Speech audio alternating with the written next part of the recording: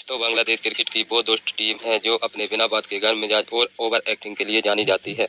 और अपने इसी पागलपन में इस टीम ने उस बंदे से पंगा ले लिया जिसने हर क्रिकेट दिग्गज को अपने सामने झुकाया है। जी हाँ, कैप्टन कूल का मजाक उड़ाते हुए इस टीम ने उन्हीं के सामने उनकी कप्तानी की हंसी उड़ाते हुए नागिन डांस करने लग गए। और यह तब हो रहा था जब बांग्लादेश ने मैच अभी जीता भी नहीं था। मैच अभी भी चल रहा था, लेकिन बांग्लादेश को लगा जैसे कि उन्होंने मैच जीत लिया ही है, क्योंकि बांग्लादेश को आखिरी ओवर में जीत के लिए सिर्फ 2 रन चाहिए थे और 3 विकेट अभी भी उनके हाथों में थे। इसलिए बांग्लादेशियों ने जीत से पहले ही नागिन डांस शुरू कर दिया था, लेकिन शायद यह भूल गए थे कि उन्होंने इस बार अपने बाप से पंगा लिया है, जिसको नागिन का फन कुचलना बड़े अच्छे से आता है। तो इसलिए इस संग्राम को शुरू से शुरू करते हैं। दरअसल एक कहानी है 2016 में खेले गए उस वर्ल्ड कप के मैच की, जब भारत का मुकाबला बांग्लादेश से हुआ था। वहीं बांग्लादेश इसकी आज़ादी के लिए भारत ने हर हद पार कर दी थी और उसके लिए पाकिस्तान की 9,000 से ज़्यादा बड़ी आर्मी से लड़कर उसे एक राष्ट्र का दर्जा दिलाया था। लेकिन कहते हैं ना कि चाहे किसी के लिए जान भी लगा दो, अगर उसकी फितरत ही घटिया हो तो वह आपके लिए किए गए एहसानों को पैरों तले रोनते हुए आपको बेइज्जत करने का कोई भी मौका नहीं छोड़ता। बांग्लादेश की टीम भी एक भी मौका नहीं छोड़ा। जब जब उन्हें मौका मिला उन्होंने भारत को हर संभव तरीके से अपमानित करने की पूरी कोशिश की, चाहे वह महेंद्र सिंह धोनी के बालों को पकड़कर उनका फोटो संपादित करके वायरल वीडियो बनाना हो, या फिर हमारे अंडर-19 की टीम खिलाड़ियों के साथ बेहुदा बदतमीजी करके मारपीट पर उतर जाना हो। बांग्लादेश की इन हरकतों का अंदाजा तो आपको होगा। ये ऐसे कर्म थे जिनका नतीजा इनको भुगतना ही था। फर्क बस इतना था कि पहले ये ऊपर वाला देता था, लेकिन इस बार नीचे वाले ने दे दिया।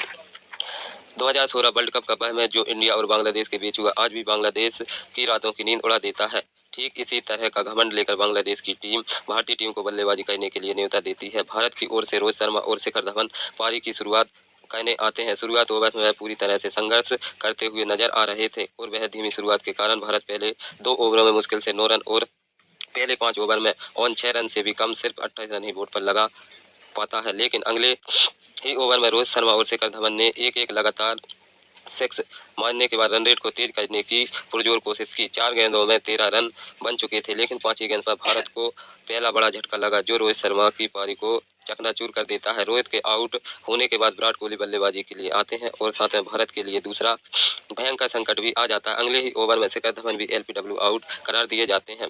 एकदम से 2 विकेट गिरने से बांग्लादेशियों का घमंड 7वें आसमान पर चढ़ चुका था। विराट और रैना भारतीय पारी को आगे बढ़ा रहे थे, लेकिन बांग्लादेशी गेंदबाजों ने इन दोनों को बड़े शॉट खेलने से पूरी तरह से रोक रखा था। परिणाम स्वरूप 10 ओवर के बाद भारत 2 विकेट गंवाकर महज 56 रन बना सका था। लेकिन 11वें ओवर से भारतीय बल्लेबाजों ने आक्रमण तरीके से बड़े शॉट लगाना शुरू कर दिया। सुरेश रैना ने इस ओवर में जोरदार छक्का लगाकर रन रेट को तेजी से सुधारने की कोशिश की, लेकिन तभी टीम इंडिया के किंग विराट कोहली भी बांग्लादेशी गेंदबाजों के शिकार बन जाते हैं। फिर आए हार्दिक पांड्या, जिसने आते एक लंबा छक्का लगाकर रनों रैना और हार्दिक ने यहां से कुछ बड़े शॉट तो खेले, लेकिन अपनी पारी को बड़ा कोई भी नहीं कर पा रहा था। और तभी रैना भी पवेलियन लौट जाते हैं और भारतीय पारी पूरी तरह से लड़खड़ा जाती है। पहले हार्दिक पांड्या और उसके बाद युवराज सिंह के विकेट गिरने के बाद धोनी और जडेजा जैसे संघर्ष करके भारतीय टीम के स्कोर को 146 रनों तक पहुंचा देते हैं। अब बांग्लादेश को जीत के लिए सिर्फ 147 रनों की दरकार थी। भारत की पारी खत्म होती है और जब बांग्लादेशी खिलाड़ी मैदान से बाहर जा रहे थे तो उनके घमंड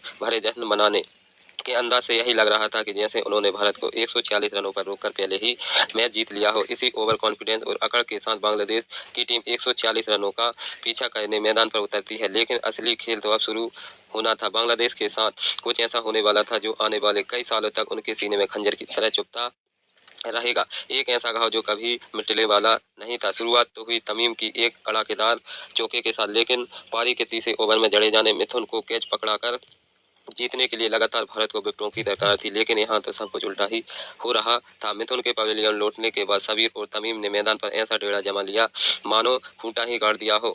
दोनों बांग्लादेशी बल्लेबाजों तेजी से रन बनाते हुए भारत को इस मैच से बाहर फेंक देने पर उतारू थे। केवल 7 ओवर में ही बांग्लादेश ने 1 विकेट के नुकसान पर 55 रन ठोक डाले थे। ऐसे हालात में कप्तान महेंद्र सिंह धोनी बांग्लादेश के इस खतरनाक जोड़ी को तोड़ने के लिए रविंद्र जडेजा को गेंदबाजी आक्रमण पर बुलाया। जडेजा ने भी धोनी के विश्वास को साबित करते हुए ओवर की चौथी गेंद पर ही तमीम को जाल में फंसाकर पवेलियन का रास्ता दिखा दिया। जडेजा की धोखे भरी बॉल पर धोनी ने स्टंपिंग करने में कोई चूक नहीं की। हालांकि दूसरी तरफ सभी लगातार चौके बरसा रहे थे और बांग्लादेशी फैन जीत की खुशी में पागलपन की हदें पार कर रहे थे। पर अब जो हुआ वो ऐसा पल था जिसे आपने लाखों बार रिप्ले में देखा होगा। अगले ही ओवर में धोनी ने एक असंभव स्टंपिंग कर सबको दंग कर दिया। धोनी ने महज कुछ मिली सेकंड में बेल्स गिरा दी थी। जब सबीर का पैर क्रीज से जड़ा सा बाहर था, उस पल ने साबित कर दिया था कि धोनी सिर्फ कप्तान ही नहीं बल्कि विकेट के पीछे का जादूगर भी है। इसके बाद यहां से साकिब और मुर्तजा ने लंबी लंबी बाउंड्री ठोकर मैच को एक तरफा बना दिया। हालात इतने खराब हो गए कि हर बल्लेबाज जो मैदान पर आया वह लंबे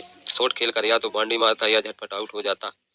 10वें 12वें और 13वें ओवर में भारत को सबीर, मुर्तजा और साकिब के रूप में 3 बड़े विकेट मिलते हैं। लेकिन फिर यहां से सौम्य सरकार ने बांग्लादेशी पारी को संभालते हुए आक्रमण तरीके से रन बनाने शुरू कर दिए, जिससे आखिरी 3 ओवरों में मात्र 27 रनों की जरूरत रह गई थी। तभी सौम्य सरकार ने एक चौका जड़ने के बाद अगली गेंद पर अपना विकेट गंवा देते हैं और बांग्लादेशी फैंस की उम्मीदें एक झटके में धराशायी हो जाती हैं। लेकिन अगले ही पल और बांग्लादेश फैंस की महमूद उल्लाह ने लगातार 2 करारे चौके जड़कर भारत की उम्मीदों पर जैसे पानी फेर दिया। अब बांग्लादेश को आखिरी 12 गेंदों पर सिर्फ 17 रनों की जरूरत थी। तो 19वां ओवर भारत के लिए अक्सर कयामत साबित होता रहा। लेकिन यहां बुमराह की घातक गेंदबाजी के कारण बांग्लादेश को आखिरी 6 गेंदों पर अभी भी 10 रनों की दरकार रह गई थी। यहां से महेंद्र सिंह धोनी अपने जीवन का सारा अनुभव झोंक दिया और एक एक फील्डर को अपनी सोची समझी साजिश और रणनीति के तहत बखूबी सेट कर दिया। गेंद सौंपी हार्दिक पांड्या को, लेकिन पांड्या की दूसरी गेंद पर मुस्तफिजुर ने एक करारा चौका मारकर मैच को 4 गेंदों में 6 रन की रेखा पल्ला खड़ा किया। फिर अगली गेंद पर मुस्तफिजुर रहीम ने एक और चौका ठोककर मानो सब कुछ खत्म कर दिया। चौका मारते ही मुस्तफिजुर खुशी से उछलने लगा, जैसे ही उसने पहले ही जीत हासिल कर ली थी। अब बांग्लादेश को इस रात रचने के लिए मात्र 3 गेंदों में 2 रनों की जरूरत थी। यहाँ एक सिंगल भी मैच को ड्रा करवाने के लिए काफी था। इस नाजुक मौके पर धोनी ने पांड्या से एक बार फिर से बात की और फील्ड को फिर से सातिराना ढंग से सेट किया। चौथी गेंद पर मुस्तफिजुर ने ठीक वहीं शॉट मारा जहां धोनी ने धवन को तैनात कर रखा था। गेंद सीधी धवन के हाथों में जा गिरी।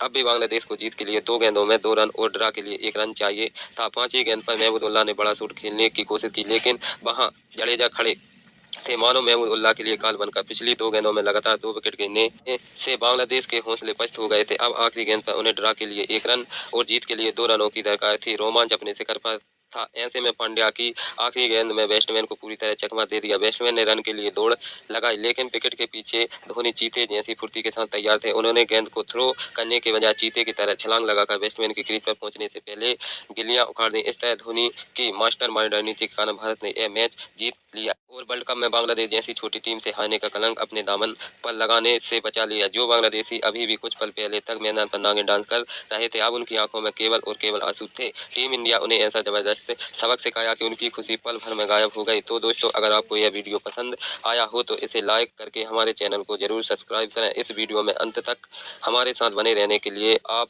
सभी का तहे दिल से धन्यवाद।